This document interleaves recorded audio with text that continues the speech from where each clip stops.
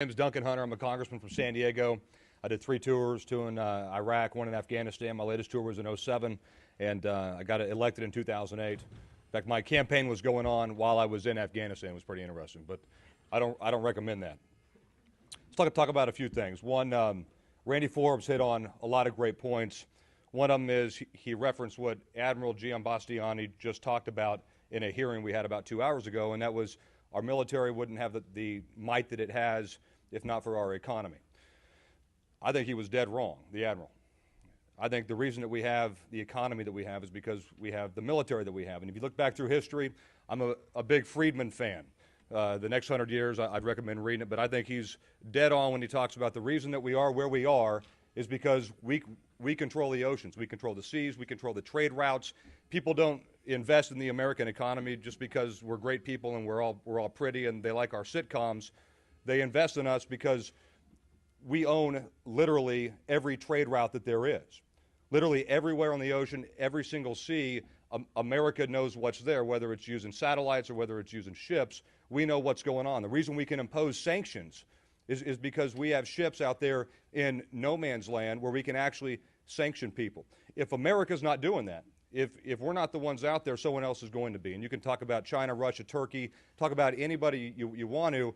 The point is all of these countries have spheres of influence, and as they push theirs out, as we pull ours in, people will look to them to protect them, and that makes America's economy weaker, and thus, in turn, will make our military weaker because we're not able to support it. But I would argue that the reason that we have the economy that we have, post-World War II economy, is because we have the military that we have, and we're able to control so much, and that makes everybody look to us for protection, look to us for goods and trading, and that's where we are where we are. Something Mr. Forbes also brought up, risk assessment. About a year ago, we kind of hit this wall in hearings where the military that would come in, mostly 2 or 3 stars, generals and admirals would come in and tell us what they think is going on and what we want to hear. I asked Secretary Gates, I don't know, about 6 months ago, I said, look, we know what zero spending is, right? So we know where the bottom is when it comes to risk assessment. If you don't worry about any of the threat, you spend zero. Right, we know where the bottom of military spending is. It's zero. But what's the top? And Gates laughed at me. He thought it was a funny question. Gates wouldn't meet with me either. He doesn't meet with freshmen. We're below him. So this is back when I was a freshman. So, but the question is then, what is 100%?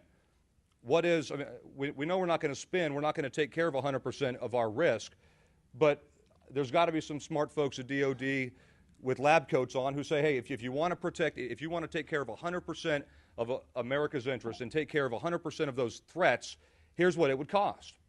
If you don't have that number, I don't care whether we spend $530 billion, we spend $650 billion, or $400 billion, or $1 trillion, you're spending in a vacuum because you don't know where you are.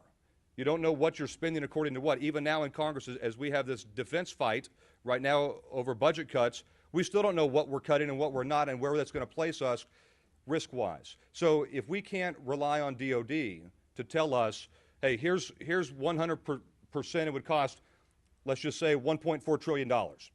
So for $600 billion, it's probably more of an exponential curve too. It's not a linear curve. So for $650 billion, you're protecting against 80% of the threats out there, and these other 20% of threats aren't likely. We don't get that information. We're actually looking to go outside to get in some external groups like RAND or somebody else to give us a threat assessment that we can use because the Pentagon is not providing it for us. On that note, what we're also missing right now, I think, in my opinion, is trust in the people that are giving us the information from DOD. I know that's hard to say because you have, I guess if you're in a uniform, you're infallible. I'm in uniform, and I'm not infallible, so I can say the same for those that wear 2 or 3 stars on their collars.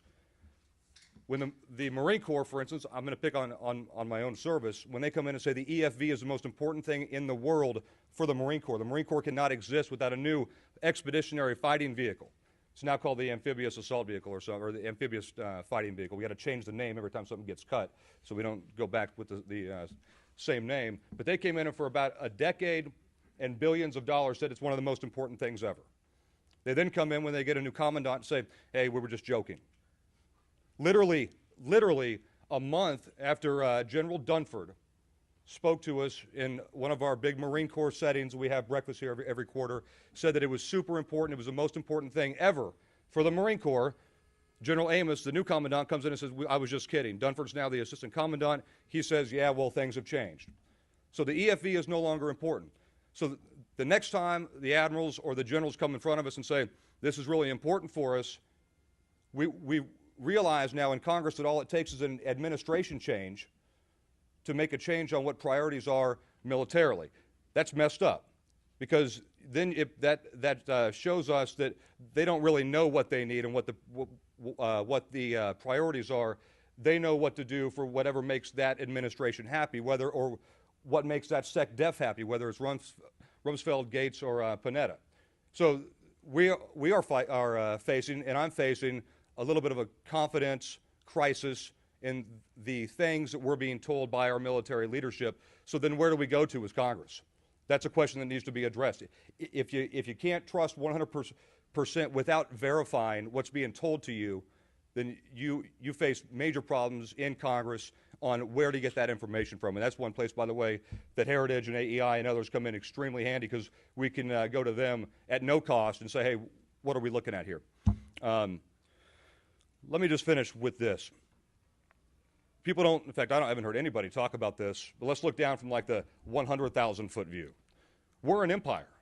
We're a different empire than empires past. We don't colonize. We don't go to different countries. We're not in Iraq forever for their oil. We're not putting Americans over there to be fruitful and multiply and take over Iraq. We're not doing that in Afghanistan, but we're still an empire. We have bases all over. We touch everything because we want to be able to influence everything so that things will be better for us, so we can take care of our enemies prior to them being able to touch us here on American soil. For economic reasons and otherwise, we're an empire.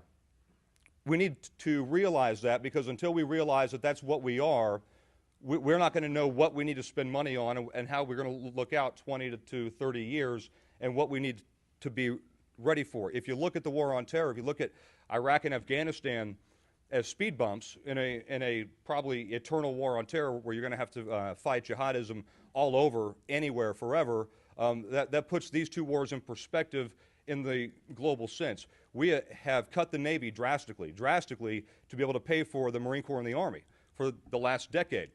If you look at us as the last remaining superpower, the most important things that we can have are the Marine Corps and the Navy, and the Marine Corps not as a second army, but as a Marine Corps, what it's supposed to be used for, and the Air Force. Because if you control space, you control the oceans, you can see everything that's happening, and that's how you're going to be able to secure our interest in the future indefinitely.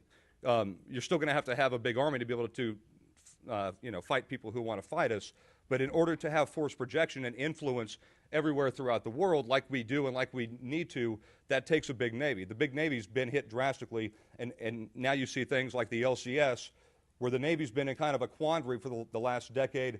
I don't think they know what they're there for anymore. I think they have kind of very short-term views on what the Navy's supposed to be doing. I mean, they weren't even able to down select to one boat. You have two LCSs. I mean, so I think that there's a little crisis of what are we supposed to do as the Navy now, when they should be looking long-term over the next 20 and 30 years and say, hey, we're going to do the same job that we always have done. We're going to secure sea lanes. We're going to make sure that China stays in its little circle there and it doesn't push out, and we're going to drop Marines off to take care of little flare-ups where they need to be taken care of. And that also goes with cybersecurity too.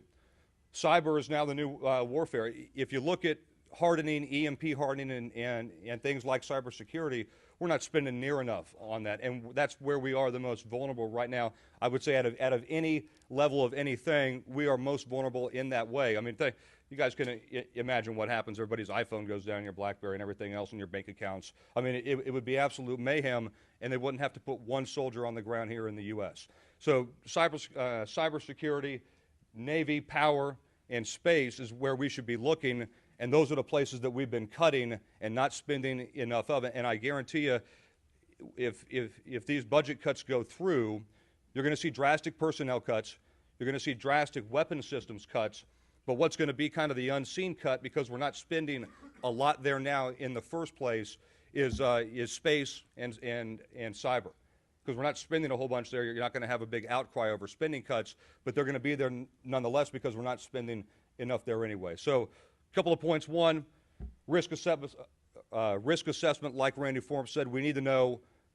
We know what 0% is. We need to know what 100% is so we can see where we're at. How much are we spending and how does that tie in threat-wise? Two, we got to be able to trust the people who are telling us stuff regardless of the administration. Regardless of who's in charge, we have to be able to trust the Marines, soldiers, sailors, and airmen who come and testify in front of Congress and tell us what they need. You have to be able to trust them.